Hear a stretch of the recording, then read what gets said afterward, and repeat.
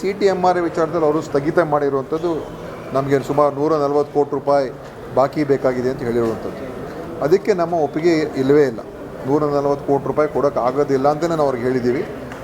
ಅಂದರೆ ಇವ್ರಿಗೆ ಏನು ಕೇಳ್ದೆಲ್ಲ ಕೊಟ್ಬಿಡ್ಬೇಕು ನಾವು, ಮತ್ತು ರಾಜ್ಯದ ಹಣ ಬೊಕ್ಕಸಕ್ಕೆ ನಷ್ಟ ಆದರೂ ಕೂಡ ಕೊಟ್ಬಿಡ್ಬೇಕು ಅಂತ ಅವ್ರು ತಿಳ್ಕೊಂಡಿದ್ರೆ ಅಥವಾ ಆ ರೀತಿಯಾದ ಅರ್ಥದಲ್ಲಿ ಹೇಳಿದ್ರೆ ಅದು ನಾವು ಒಪ್ಕೊಳ್ಳೋಕೆ ತಯಾರಾಗಿಲ್ಲ. ಬೈ ಚಾನ್ಸ್ ಏರಿದ್ರೆ ಆಯಿತು ನಾವು ನಡೆಸ್ತೀವಿ, ನೀವು ಹೇಳ್ತಾರೋ ಸರಿ ಇದೆ ಅಂತ ಏನಾದರೂ ಒಂದು ಹೊಂದಾಣಿಕೆ ಮಾಡಿ ಸರಿ ನಡೆಸಿದ್ರು ಕೂಡ ನಾವು ಈ ಪರ್ಯಾಯ ವ್ಯವಸ್ಥೆನೂ ಕೂಡ ಉಳಿಸ್ಕೊಳ್ತೀವಿ. ಯಾಕಂತ ಹೇಳಿದ್ರೆ ಇದು ನಡೀಲಿ ಅದು ನಡೀಲಿ, ಎರಡೂ ಕೂಡ ನಡ್ಸ್ಕೊಂಡು ಹೋಗ್ತೀವಿ. ಇದು ಜನರಿಗೆ ಇದೆಲ್ಲ ಮಾಹಿತಿ ಕೊಡ್ತೀನಿ ನಿಮಗೆ, ಎಷ್ಟು ಆಗ್ತಾಯಿತ್ತು, ಎಷ್ಟು ಉಳಿತಾಯ ಆಗ್ತಾ. ಅಂದರೆ ನೀವು ನೋಡಿ ತಿಂಗಳಿಗೇನೆ ನಮಗೆ 13 ಕಡೆಗಳಲ್ಲ ಸರ್ ಈಗ ಇರೋದು. ಅವರು ಇನ್ನು ಉಳಿದ ಕಡೆ ನಿಮ್ಮದು ವ್ಯವಸ್ಥೆ ಇದೆಯಾ ಆಲ್ರೆಡಿ? 13 ಬೇರೆ ಕಡೆ ಕೆಲವು ಕಡೆ ವ್ಯವಸ್ಥೆಗಳಿದೆ ಆಲ್ರೆಡಿ.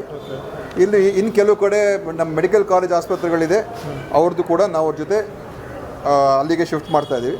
ಇನ್ನು ಕೆಲವು ಕಡೆ ಖಾಸಗಿ ಆಸ್ಪತ್ರೆಗಳ ಜೊತೆ ನಾವು ಟೈಅಪ್ ಮಾಡಿಕೊಂಡು ನಾವು ಏನು ಅಮೌಂಟ್ ಇವರು ಕೊಡ್ತಾಯಿದ್ದೋ ಅದೇ ಅಮೌಂಟ್ ಅವರು ಕೊಡ್ತೀವಿ. ಜನ ಅಲ್ಲೋಗಿ ತೊಗೊಳ್ಬೋದು. ನಾನೀಗಾಗಿ ಟೆಂಡರ್ ಕರೆದಿದ್ದೇನೆ 7 ಹೊಸ MRI ಮತ್ತು 3 CT ಸ್ಕ್ಯಾನ್ಗೆ, ಅದನ್ನು ಕೂಡ ಅಳವಡಿಸ್ಕೊಳ್ತೀವಿ. ಮತ್ತು ಈಗ ಅನೇಕ ಕಡೆ CT MRI ಕೇಂದ್ರಗಳು ಬಂದಿದೆ. ಅದರಿಂದ ನಾವು ಎಂಪ್ಯಾನಲ್ ಮಾಡಿಕೊಂಡು ನಮ್ಮ ಜನರಿಗೆ ಅಲ್ಲಿಗೂ ಕೂಡ ಕೊಡಿಸಿ ಮಾಡಿಸುವಂಥ ಈಗ ಸಣ್ಣ ಊರುಗಳಲ್ಲೂ ಕೂಡ MRI CTಗಳು ಬಂದಿದೆ. ಅದಕ್ಕೋಸ್ಕರ ನಾವು ಎಂಪ್ಯಾನಲ್ ಮಾಡ್ಕೊಳ್ತೀವಿ, ಜನರಿಗೆ ಏನು ತೊಂದರೆ ಆಗದೇ ಇರೋ ಥರ ನೋಡ್ಕೊಳ್ತೀವಿ. ಆದರೆ ಇವ್ರು ಹೇಳ್ದಂಗೆ ವಿರೋಧ ಪಕ್ಷದವ್ರು ಇದನ್ನು ಬೇರೆ ಥರ ಬಿಂಬಿಸೋಕ್ಕೆ ನೋಡಿದ್ರು. ಏನು ಸರ್ಕಾರದ ಇದು ಪ್ಯಾರಾಲಿಸಿಸ್ ಅಲ್ಲ, ಇದು ನಾವು ಸರ್ಕಾರದ ಎಷ್ಟು 100 ಕೋಟಿ ರೂಪಾಯಿ ಇವತ್ತು ಉಳಿಸಿದ್ದೇವೆ. ನಾವು ಇದನ್ನು ಪತ್ತೆ ಹಚ್ಚಿ ಅವ್ರು ನಮ್ಮ ಬೇಕಾದಷ್ಟು ಒತ್ತಡ ತೊಗೊಂಡು ಬಂದರು ಅವ್ರು ನಮ್ಮ ಮೇಲೆ. ಸರ್ ಹೇಗೋ ಮಾಡಿ ನೀವು ನಮ್ಮನ್ನು ಒಂದು ಅಮೌಂಟ್ ರಿಲೀಸ್ ಮಾಡಿಸಿ ಅಥವಾ ಏನಾದರೂ ಒಂದು ಇದು ಮುಂದುವರಿಸಿ ಅಂತ ಪ್ರಯತ್ನ ಮಾಡಿದ್ರು. ನಾವು ಯಾವುದಕ್ಕೂ ಬಗ್ಲಿಲ್ಲ. ನೋಡಪ್ಪ, ನಮಗೆ ಇದು ಸಾರ್ವಜನಿಕರ ದುಡ್ಡು ಸರಿಯಾದ ರೀತಿಯಲ್ಲಿ ಆಗಬೇಕು ಅಂತ ಹೇಳಿದಾಗ ಈಗ ನೋಡಿ ಈ ಎರಡನ್ನೂ ಕೂಡ ಲೆಕ್ಕ ತೊಗೊಂಡ್ರೆ ಪ್ರತಿ ತಿಂಗಳು ಅಂದಾಜಾಗಿ ಇಲ್ಲಿ 12 + ಅಲ್ಲಿ 6 ಸುಮಾರು 18 ಕೋಟಿ ರೂಪಾಯಿ ಪ್ರತಿ ತಿಂಗಳು ನಾನು ಈ ಒಂದು ನಮ್ಮ ಕ್ರಮಗಳಿಂದ ಉಳಿತಾಯ ಆಯಿತು. ಕಳೆದ ನವೆಂಬರ್ ತಿಂಗಳಿಂದ, ಅಂದರೆ ಈಗ 1.5 ವರ್ಷ ಆಗಿದೆ. 1.5 ವರ್ಷದಲ್ಲಿ ಪ್ರತಿ ತಿಂಗಳು 18 ಕೋಟಿ ಅಂತ ಹೇಳಿದ್ರೆ ನಾನೀಗಾಗಲೇ ಸುಮಾರು 200 ಕೋಟಿಗಿಂತ ಹೆಚ್ಚು ಹಣವನ್ನು ಇದೇ CT MRI ಸ್ಕ್ಯಾನಿಂಗಲ್ಲೇ ಉಳಿಸಿದ್ದೀನಿ ದುಡ್ಡು ರಾಜ್ಯಕ್ಕೆ. ಈಗ ಹಳೇದ್ನಂಗೆ ತನಿಖೆ ಮಾಡಿ ಸರ್. ಹಂಗಿದ್ರೆ ತನಿಖೆ ಅಲ್ಲ, ಅದಕ್ಕೆ ನಾವು ದುಡ್ಡು ಪೇಮೆಂಟ್ ಮಾಡ್ತಾ ಇಲ್ಲ. ಈಗ ನೀವು ನಮಗೆ ದೃಢೀಕರಣ ಮಾಡಿಕೊಡಿ, ಆ ಸ್ಕ್ಯಾನ್ ಹೆಂಗೆ ತೊಗೊಂಡ್ರಿ, ಯಾವ ಥರ ಆಯ್ತದು. ಈಗ ತಲೆಗೆ ಒಂದು ಸ್ಕ್ಯಾನು, ಎದೆಗೆ ಒಂದು ಸ್ಕ್ಯಾನು, ಕೆಳಭಾಗಕ್ಕೆ ಒಂದು ಸ್ಕ್ಯಾನು, ಒಂದೇ ಸ್ಕ್ಯಾನಲ್ಲಿ 3 ಸ್ಕ್ಯಾನ್ ಮಾಡಿಕೊಂಡ್ರೆ ಅದಕ್ಕೆ ನೀವು ಪ್ರೂಫ್ ಕೊಡಿ, ದುಡ್ಡು ಕೊಡ್ತೀವಿ ಅಂತ ಹೇಳಿದ್ದೀವಿ. ಅದಕ್ಕೊಂದು ಪ್ರೊಸೀಜರ್ ಇದೆ. ಅದನ್ನು ನೀವು ದೃಢೀಕರಣ ಮಾಡಿ ನಮಗೆ ಕೊಟ್ಟರೆ ನಾವು ನಿಮ್ಗೆ ಕೊಡ್ತೀವಿ ಅಂತ ಹೇಳಿದ್ದೀವಿ. ಯಾಕಂದರೆ ಹಿಂದೆ ಎಲ್ಲ ಸ್ಕ್ಯಾನ್ ಮಾಡಿಬಿಟ್ಟಿದ್ದಾರೆ. ಅದು ಹೇಗಾಯಿತು ಏನಾಯಿತು ಅಂತ, ಅದು ಯಾವ ರೀತಿ ಆಯಿತು ಅಂತ ನಿಮಗೂ ಕೂಡ ಗೊತ್ತಿದೆ ವ್ಯವಸ್ಥೆಗಳಲ್ಲಿ. ಸುಮ್ಮನೆ ಅದರಲ್ಲೆಲ್ಲ ಬೇರೆ ಬೇರೆ ಥರ ಮಾಡಿರ್ತಾರೆ ನೋಡಿ. ಇದೆಲ್ಲ ಅದಕ್ಕೋಸ್ಕರ ನಾವು ಅದನ್ನು ನಿಲ್ಲಿಸ್ದೋ, ಗೈಡ್ಲೈನ್ಸ್ ಇಶ್ಯೂ ಮಾಡಿ ಒಂದು ಸಿಸ್ಟಮಿಗೆ ತೊಗೊಂಡು ಬಂದು ಈಗ ಅಷ್ಟು ಹಣವನ್ನು ಸರ್ಕಾರದ ಬೊಕ್ಕಸಕ್ಕೆ ಉಳಿಸಿದ್ದೇವೆ. ಅದಕ್ಕೆ ವಿರೋಧ ಪಕ್ಷದವ್ರು ನಮಗೆ ಅಪ್ರಿಷಿಯೇಟ್ ಮಾಡಬೇಕು, ನಮ್ಮ ಒಂದು ಟಫ್ ಸ್ಟ್ಯಾಂಡ್ ತೊಗೊಂಡಿದ್ದಕ್ಕೆ. ಎರಡನೇದು ಒಂದು ಪಾಯಿಂಟ್ ಒಪ್ಕೊಳ್ತೀನಿ, ಸಾರ್ವಜನಿಕರಿಗೆ ತೊಂದರೆ ಆಗಬಾರ್ದು, ಅದು ನಾನು ಒಪ್ಕೊಳ್ತೀನಿ. ಈಗ 1 ದಿವಸಕ್ಕೆ 2 ದಿವಸಕ್ಕೆ ತೊಂದರೆ ಆಗಿದೆ, ಅದನ್ನು ಈಗ ಬಗೆಹರಿಸಿದ್ದೇವೆ. ಅದನ್ನು ಕೂಡ ಬಗೆಹರಿಸ್ತೀವಿ. ಯಾರು ಕೂಡ ಅದ್ರ ಬಗ್ಗೆ ಯೋಚನೆ ಮಾಡೋದು ಬೇಕಾಗಿಲ್ಲ. ನಮ್ಮ ಪರ್ಯಾಯ ವ್ಯವಸ್ಥೆಗಳು ಮಾಡಿಕೊಡ್ತೀವಿ, ನಮ್ಮ ವ್ಯವಸ್ಥೆಗಳು ಇನ್ನೂ ಇಂಪ್ರೂವ್ ಮಾಡ್ಕೊಂಡು ಹೋಗ್ತೀವಿ. ದುಡ್ಡು ಕೊಟ್ಟಿಲ್ಲ ಅಂತ ಹೇಳಿ ಒಂದು ಪ್ಯಾರಾಲಿಸಿಸ್ ಆಗೋಗಿದೆ ಅಂತ ಆ ರೀತಿಯಾಗೆಲ್ಲ ಬಿಂಬಿಸಿದ್ದಾರೆ.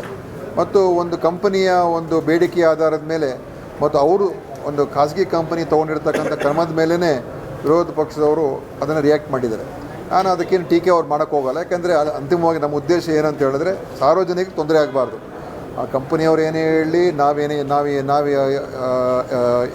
ಏನಾದರೂ ನಾವೇನು ಮಾಡಿದ್ರು ಕೂಡ ಅದು ಅಂತಿಮವಾಗಿ ಜನರಿಗೆ ತೊಂದರೆ ಆಗಬಾರ್ದು. ಈಗ ಈ CT MRI ವಿಚಾರದಲ್ಲಿ ಅವರು ಸ್ಥಗಿತ ಮಾಡಿರುವಂಥದ್ದು ನಮಗೆ ಸುಮಾರು 140 ಕೋಟಿ ರೂಪಾಯಿ ಬಾಕಿ ಬೇಕಾಗಿದೆ ಅಂತ ಹೇಳಿರುವಂಥದ್ದು. ಅದಕ್ಕೆ ನಮ್ಮ ಒಪ್ಪಿಗೆ ಇಲ್ಲವೇ ಇಲ್ಲ.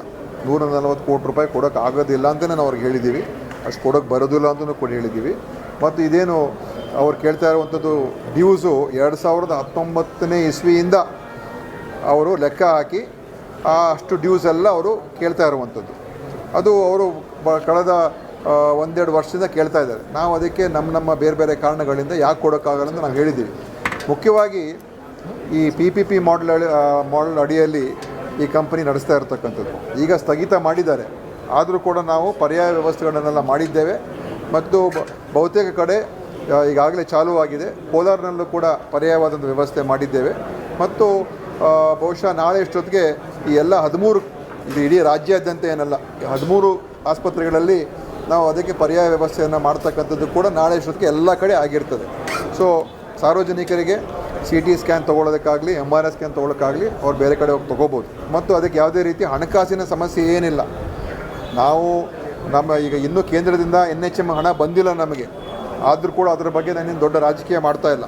ಅದು ನಾಳೆ ಅಥವಾ ನಾಳಿದ್ದು ಅಥವಾ ಮುಂದಿನ ತಿಂಗಳು ಬರ್ಬೋದು. ಆದರೆ ಸರ್ಕಾರದಿಂದಲೇ ನಮ್ಮ ರಾಜ್ಯದ ಹಣದಿಂದಲೇ ಕೊಡೋದಕ್ಕೆ ನಾವೆಲ್ಲ ತಯಾರಾಗಿದ್ದೀವಿ, ಕೊಡ್ತಾ ಇದ್ದೀವಿ. ಅದರ ಬಗ್ಗೆ ಏನು ಸಮಸ್ಯೆ ಏನಿಲ್ಲ. ಆದರೆ ಎಷ್ಟು ಕೊಡಬೇಕು, ಏನು ಕೊಡಬೇಕು, ಈಗ ಅಶೋಕ್ ಅವರು ಭಾಳ ವಕಾಲತ್ ವಹಿಸ್ತಾ ಇದ್ದಾರೆ. ಅಂದರೆ ಇವ್ರಿಗೆ ಏನು ಕೇಳಿದೆಲ್ಲ ಕೊಟ್ಬಿಡ್ಬೇಕು ನಾವು, ಮತ್ತು ರಾಜ್ಯದ ಹಣ ಬೊಕ್ಕಸಕ್ಕೆ ನಷ್ಟ ಆದರೂ ಕೂಡ ಕೊಟ್ಬಿಡ್ಬೇಕು ಅಂತ ಅವ್ರು ತಿಳ್ಕೊಂಡಿದ್ರೆ ಅಥವಾ ಆ ರೀತಿಯಾದ ಅರ್ಥದಲ್ಲಿ ಹೇಳಿದ್ರೆ ಅದು ನಾವು ಒಪ್ಕೊಳ್ಳೋಕ್ಕೆ ತಯಾರಾಗಿಲ್ಲ. ಯಾಕೆಂತ ಹೇಳಿದ್ರೆ ನಿಮಗೆ ನಾನೆಲ್ಲ ಮಾಹಿತಿ ಕೊಡ್ತೀನಿ. ನಾನು ಪತ್ರಿಕಾಗೋಷ್ಠಿಯನ್ನೇ ಕರೆದಿದ್ದೆ. ಹಿಂದೆ ಇದೇ ಏನು ಕೃಷ್ಣ ಡಯಾಗ್ನೋಸ್ಟಿಕ್ಸ್ ಅವರು ಪ್ರತಿ ದಿವಸ ನಾನು ಏಪ್ರಿಲ್, ಮೇ, ಜೂನ್, ಜುಲೈ 2024ನೇ ಇಸ್ವಿ ಆ 4 ತಿಂಗಳ ಅಷ್ಟು ಮಾತ್ರ ತೊಗೊಂಡಿದ್ದೀನಿ, ಅದ್ರ ಹಿಂದಿನ ತೊಗೊಳ್ತಾ ಇಲ್ಲ. ಪ್ರತಿ ದಿವಸ ಆ್ಯಾವ್ರೇಜ್ ಆಗಿ 63 ಸ್ಕ್ಯಾನ್ ತೊಗೊಳ್ತಾಯಿದ್ರು. 63 ಸ್ಕ್ಯಾನ್ CT ಸ್ಕ್ಯಾನ್ಗಳನ್ನು ಪ್ರತಿ ದಿವಸ ಮಾಡ್ತಾಯಿದ್ರು. ಆಮೇಲೆ ನಾವು ಇದನ್ನು ನೋಡಿದ ನಂತರ ಆಗಸ್ಟ್ ತಿಂಗಳಲ್ಲಿ ನಾವು ಯಾಕೆ ಇಷ್ಟೊಂದು ಆಗ್ತಾಯಿದೆ ಅಂತೇಳಿ ನಾವೆಲ್ಲ ಸ್ವಲ್ಪ ವಿಚಾರಣೆ ಮಾಡಿದಾಗ ನಮಗೆ ಅನುಮಾನಗಳು ಬಂತು. ಆಮೇಲೆ ಒಂದು ಸುತ್ತೋಲೆ ಓಡಿಸ್ದು. ಅದರಲ್ಲಿ ಏನಂತ ಹೇಳಿದ್ರೆ ಆ ಒಂದು ಸ್ಕ್ಯಾನ್ಗಳನ್ನು ಮಾಡಬೇಕಾದ್ರೆ ನೀವು ಬೇರೆ ಬೇರೆ ಸೆಗ್ಮೆಂಟ್ ತೊಗೊಂಡು ಸ್ಕ್ಯಾನ್ ಮಾಡಬಾರ್ದು. ಒಂದೇ ಸಲ ಒಂದು ಬಾಡಿ ಸ್ಕ್ಯಾನ್ ತೊಗೊಂಡಾಗ ಪೂರ್ತಿಯಾಗಿ ಒಂದೇ ಸಲ ತೊಗೋಬೇಕು ಅಂತೇಳಿ ಅನೇಕ ಬೇರೆ ಬೇರೆ ನಾವು ಮಾನದಂಡ ಇಟ್ಟು ಇದೇ ಪ್ರಕಾರ ನೀವು ಸ್ಕ್ಯಾನ್ ಮಾಡಬೇಕು ಅಂತ ಹೇಳಿದಾಗ ಅದರ ನಂತರ ಸ್ವಲ್ಪ ಮಟ್ಟಿಗೆ ಕಮ್ಮಿ ಆಯಿತು. ಅದು ಆ ಆದೇಶ ಆಗಿ ಆಗಸ್ಟ್ ತಿಂಗಳಿಗೆ, ಜುಲೈಯಲ್ಲಿ ಸರಾಸರಿ 63 ಇತ್ತು ಜುಲೈಯಲ್ಲಿ, ಆಗಸ್ಟಿಂದ ನವಂಬರ್ಗೆ 49ಗೆ ಇಳೀತು. ಆಯಿತಾ. ಆಮೇಲೆ ನಾವೇನು ಮಾಡೋದು, ಸ್ಯಾಸ್ಟ್ ಮುಖಾಂತರ ನಿಮ್ಗೆ ಹಣ ಪಾವತಿ ಆಗಬೇಕು ಅಂತೇಳಿ ನಾವು ನವಂಬರ್ ತಿಂಗಳಲ್ಲಿ ಇನ್ನೊಂದು ಆದೇಶ ಮಾಡೋದು. ಅಂದರೆ ಅದಕ್ಕೆ ಡಾಕ್ಟ್ರು ಸರ್ಟಿಫೈ ಮಾಡಬೇಕು, ಯಾವ ಕಾರಣಕ್ಕೆ ಸ್ಕ್ಯಾನ್ ತೊಗೊಳ್ಬೇಕು ಬಗ್ಗೆ ಹೇಳ್ತಾ ಇಲ್ಲ. ಏಪ್ರಿಲ್ ಟು ಜುಲೈ 2024 63 ಇತ್ತು. ಡಿಸೆಂಬರ್ ಟು ಮಾರ್ಚ್ 25 ಮಾರ್ಚ್ ಪ್ರತಿ ತಿಂಗಳು 15ಕ್ಕೆ ಇಳೀತು. ಅಂದರೆ CTಯಲ್ಲೇ ಏನು ಪ್ರತಿ ತಿಂಗಳು 15 ಕೋಟಿ ರೂಪಾಯಿ ವೆಚ್ಚ ಆಗ್ತಾಯಿತ್ತು. ನಾವು ಅವ್ರಿಗೇನು ಹಣ ಪಾವತಿ ಮಾಡ್ತಾಯಿದ್ದು ಕೃಷ್ಣ ಡಯಾಗ್ನೋಸ್ಟಿಕ್ಸ್ಗೆ 15 ಕೋಟಿ ಇದ್ದಿದ್ದು ನವಂಬರ್ಗೆ 3,63,00,000ಕ್ಕೆ ಇಳೀತು. ಅಂದರೆ 76% ಹಣ ಏನು ಅವ್ರಿಗೆ ಕಟ್ತಾಯಿದ್ದು ಇಳಿಕೆ ಆಯಿತು. ಮತ್ತು MRIಯಲ್ಲಿ ಅವ್ರಿಗೆ ನಾವು ಏಪ್ರಿಲ್ ತಿಂಗಳಲ್ಲಿ 55 ಇತ್ತು ಸರಾಸರಿ, ಏಪ್ರಿಲ್ ಟು ಜುಲೈ. ಡಿಸೆಂಬರ್ 24ರಿಂದ ಮಾರ್ಚ್ 25ಕ್ಕೆ ನಾವು ಆ್ಯಾವ್ರೇಜ್ ತೊಗೊಂಡಾಗ 20ಕ್ಕೆ ಇಳಿದಿದೆ. ಅಂದರೆ 64% ಇಳಿಕೆ ಆಯಿತು. MRI ಪ್ರತಿ ತಿಂಗಳು 9,81,00,000 ಹೋಗ್ತಾಯಿತ್ತು. ನಾವು ಕ್ರಮ ತೊಗೊಂಡ್ಮೇಲೆ ಇದನ್ನು ಸರಿಯಾದ ವ್ಯವಸ್ಥೆ ನಡಿಬೇಕು ಅಂತ ಹೇಳಿದ ಮೇಲೆ 3.5 ಕೋಟಿಗೆ ಇಳೀತು. ಅಂದರೆ CTಯಲ್ಲಿ 76% ಇಳಿಕೆ ಆಯಿತು ನಮ್ಮ ವೆಚ್ಚ ಪ್ರತಿ ತಿಂಗಳು. MRIಯಲ್ಲಿ ಪ್ರತಿ ತಿಂಗಳು 64% ಇಳಿಕೆ ಆಯಿತು. ಸೊ ಇದು ಯಾರಿಗೆ ಉಳಿತಾಯ? ಇದು ನಾವು ಪಾರದರ್ಶಕವಾಗಿ ಇವ್ರ ಕಾಲದಲ್ಲಿ 3 ವರ್ಷ ಅವ್ಯಾತವಾಗಿ ನಡೆದಿತ್ತಲ್ಲ, ಇವರೇನು ಅದ್ರ ಬಗ್ಗೆ ಗಮನ ಕೊಟ್ಟಿರಲಿಲ್ಲ.